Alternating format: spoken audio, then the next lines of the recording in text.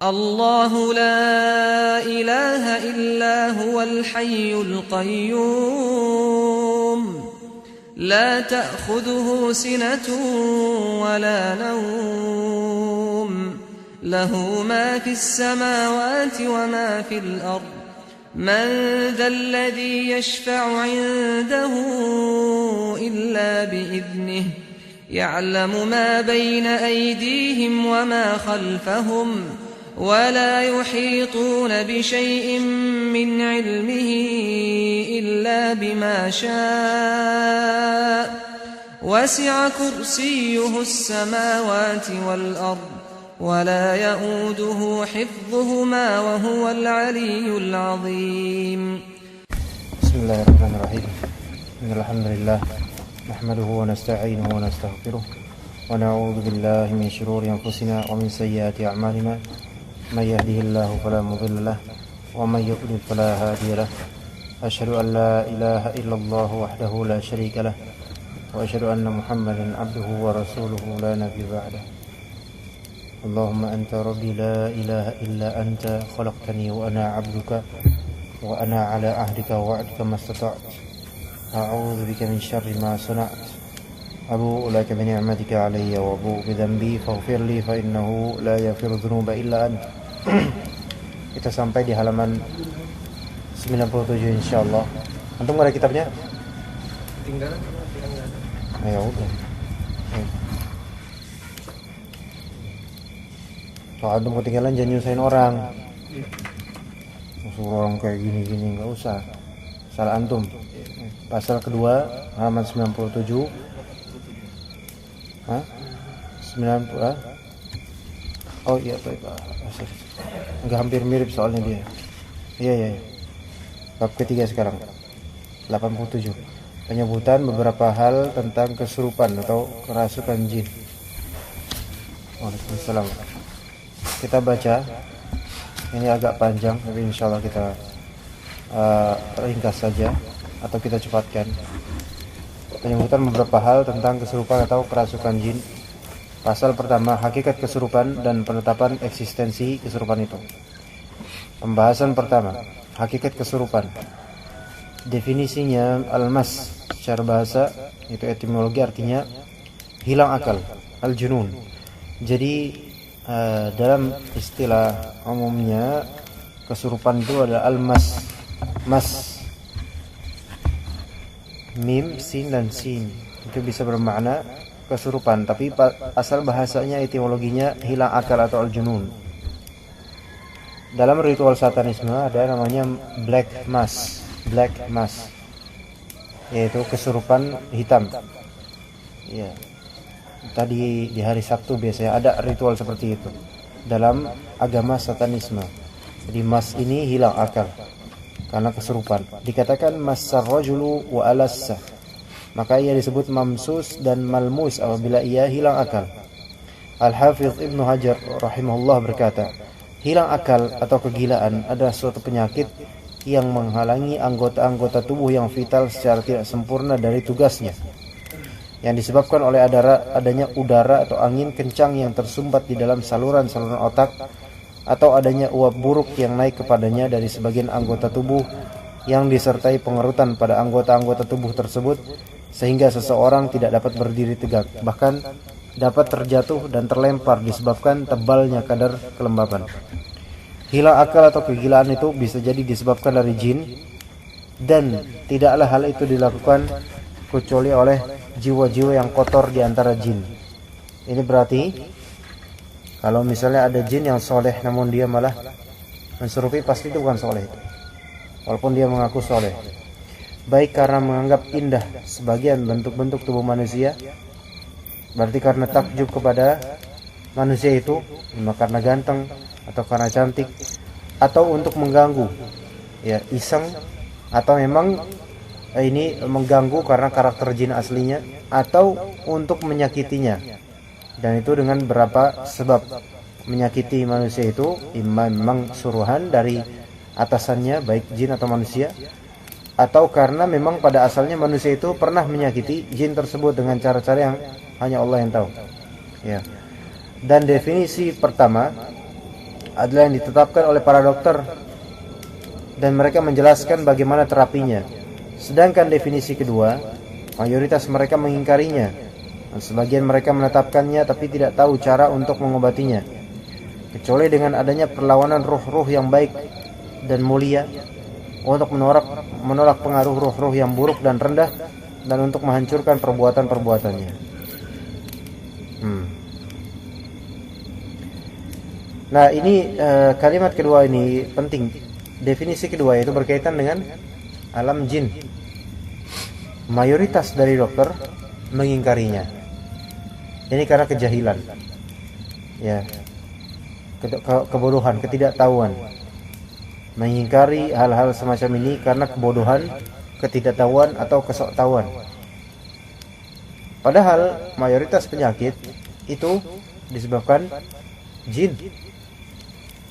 Dan kemudian kata Ibnu Qayyim al-Jauziyah dalam salah satu kitabnya, kalau misalnya tabir alam gaib dibuka untuk kita oleh Allah, maka kita akan dapati mayoritas manusia ditawan oleh jin, ya, terkena dengan jin, ya, itu mungkin termasuk kita. Nah, tapi mayoritas manusia mengingkarinya karena memang ini gaib dan juga karena memang manusia banyak yang tidak beriman kepada Allah. Walaupun muslim, maka mengikuti pemahaman Mu'tazilah dalam hal ini. Tapi sebagian dari dokter, syukurnya ada yang menetapkannya. Hanya saja yang menetapkan hal itu pun mereka tidak tahu cara untuk mengobatinya. Ini juga karena kebodohan. Ya, memang benar manusia rata-rata bodoh tentang agamanya, tentang akidah dan seterusnya, sehingga harus diobati. Nah, caranya kan memang kalau misalnya mendapati hal-hal seperti ini disebabkan oleh faktor jin, maka perlawanannya itu ya tentu dengan perlawanan roh-roh yang baik dan mulia untuk menolak pengaruh roh-roh yang buruk dan rendah dan menghancurkan perbuatan-perbuatannya. Berarti asal dari penyembuhan terhadap gangguan jin itu adalah tazkiyatun nufus, memperbaiki diri dulu asalnya. Ya, asalnya penyembuhan dari penyakit yang disebabkan oleh jin adalah tazkiyatun nufus. Itu. Meskipun dalam kasus sihir, meskipun dalam kasus santet, maka awal penyembuhan adalah tazkiyatun nufus, bukan sekadar diruqyah. Kadang diruqyah ribuan kali oleh peruqyah 1000 orang tidak akan mempan kalau misalnya belum disucikan jiwanya. Nah, maksudnya korban ini belum bergerak untuk mensucikan dirinya.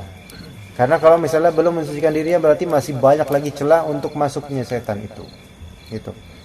Tapi kemudian pembahasan kedua, dalil-dalil yang menetapkan eksistensi kesurupan dan masuknya jin ke dalam tubuh manusia. Pertama, dalil-dalil dari Al-Qur'an. Allah Ta'ala berfirman, alladzina ya'kuluna riba la yaqumuna illa kama yaqumul ladzi yatakhabbathu asyaitanu minal mas.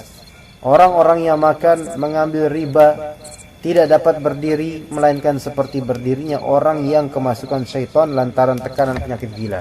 Nanti lihat, orang yang memakan riba di akhirat akan menjadi seperti orang gila dan sempoyongan. Dan memang orang yang makan riba itu sebelum hayatnya rata-rata biasanya itu mereka akan kena penyakit atau anaknya akan bandel dan sebagainya. Walaupun rumahnya itu gede banget, tanahnya luas banget, tapi karena makan riba maka bandel, kena penyakit dan seterusnya. Karena harta haram itu berpengaruh terhadap jiwa anak-anak kita. Ya. Imam Al-Qurtubi rahimahullah berkata, di dalam ayat ini terdapat dalil atas rusaknya pengingkaran orang yang mengingkari kesurupan. Ya. Orang yang mengingkari adanya kesurupan itu rusak tuh pikiran orang itu, bodoh, ya, dan menganggap bahwa hal tersebut merupakan bagian dari tabi'ah. Maksudnya tabi'ah di sini adalah sifatnya alami manusiawi. Dan sesungguhnya syaitan tidak berjalan pada diri manusia serta tidak pula masuk ke dalamnya. Itu maksudnya di sini mengingkari bahwa syaitan bisa berjalan pada diri manusia, tidak, dan bisa masuk pada yang diingkari oleh mereka. Ini juga kebodohan semuanya. Semua dari ini kebodohan. Misalnya kalau dalam acara televisi, sinian. Assalamualaikum. Dalam acara televisi misalnya ada yang hipnotis misalnya. Apa kalau misalnya tisu ini terbakar, kamu langsung tidur, ya kan? Kemudian bisa bicara, mengeluarkan rahasia-rahasia pribadi orang itu. Ini kalau kita anggap itu adalah natural psikologis dia, itu bodoh itu orang. Itulah setan itu. Itulah setan, bisa aja jin korin dia sehingga tahu itu seluk-beluk perasaan dia. Makanya kadang di TV-TV dibongkar ini pacarnya siapa, ini perasaan gimana dengan dia, perasaan gimana, kan ada kayak gitu. Acara yang kita tidak sebutkan judulnya di sini. Tapi itu acara kemudian dia sambil tidur kayak gini kemudian menyebutkan semua isi perbendaharaan rahasia dia. Terkuak semuanya itu. Nah ini kan dia inginkan oleh setan sehingga menjadi gosip semakin banyak, riba semakin banyak.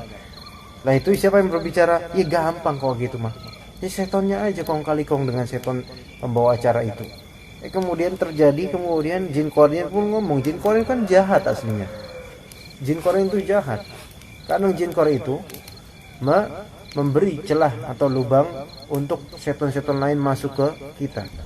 Itu jin korin senang kayak gitu tuh. Na'udzubillah.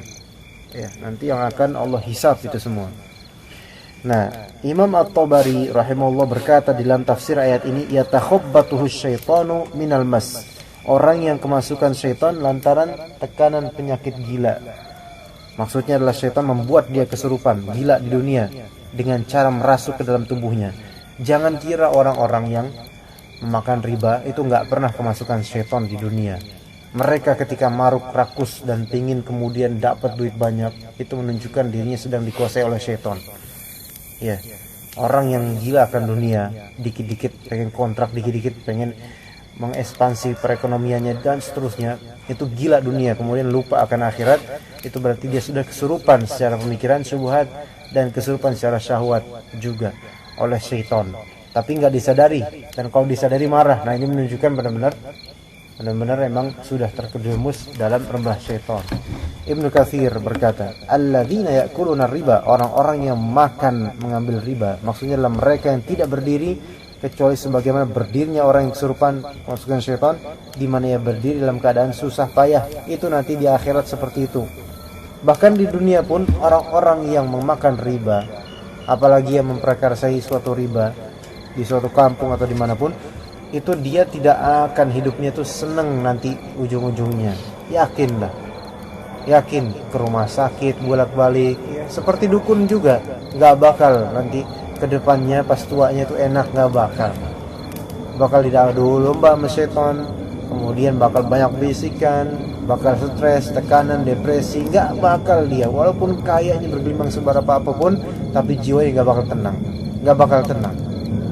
Itu yang bisa ditafsirkan di sini, la yaqumuna, tidak berdiri kecuali seperti berdiri orang sempoyongan di dalam hidupnya. Jadi bingung hidupnya, linglung. Al-Alusi rahimahullah berkata, sesungguhnya orang-orang yang memakan riba, mereka tidak berdiri di akhirat kelak kecuali seperti berdirinya orang kesurupan di dunia. Sedangkan at-takhabbut adalah sebuah perbuatan yang artinya memukul dengan keras secara terus-menerus pada beberapa bagian yang berbeda. Dan firman Allah Ta'ala, minal mas, artinya adalah lantaran tekanan penyakit gila. Penyakit gila kadang-kadang disebabkan oleh syaitan juga. Semoga Allah laknat mereka. Dikatakan masar rajulu fahuwa mamsus, apabila ia telah gila, dan pada asalnya adalah menyentuh dengan tangan.